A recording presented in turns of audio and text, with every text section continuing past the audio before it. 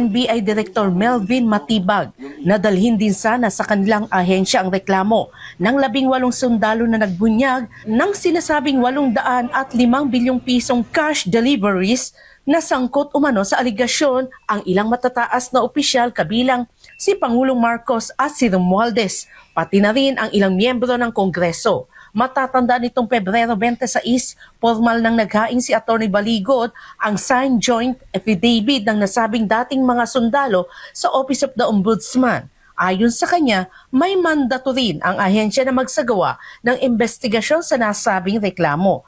Babala ni Matibag, kung hindi kusang magsusumite ng kanilang sinumpaang salaysay ang mga sundalo, maaari silang padalhan ang subpina upang humarap sa investigasyon. With all due respect kay Atty. Balicod, dalhin sana nila dito yung issue.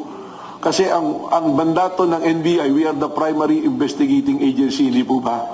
Pero just the same, Andrea, with your question, as early as nung lumabas yan, that is something na within our mandate. Kaya I gave a directive already to investigate. Ayon kay Matibag, kailangang patunayan ng mga sundalo ang kanilang mga aligasyon, lalo na kung saan umano nagmula ang sinasabing bilyon-bilyong piso. Sa naging pahayag ng NBI chief, hindi malinaw sa expose kung ang naturang halaga ay mula sa pampublikong pondo o pribadong pinagmulan.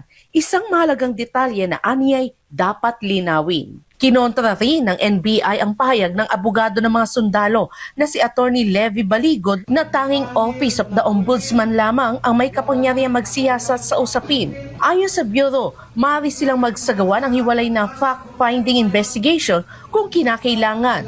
Dagdag pa ng NBI, maaari ring busisiin ang background ng mga sundalo, kabilang kung may kaugnayan ng kanilang expose sa anumang nakabinbing kaso tulad ng perjury.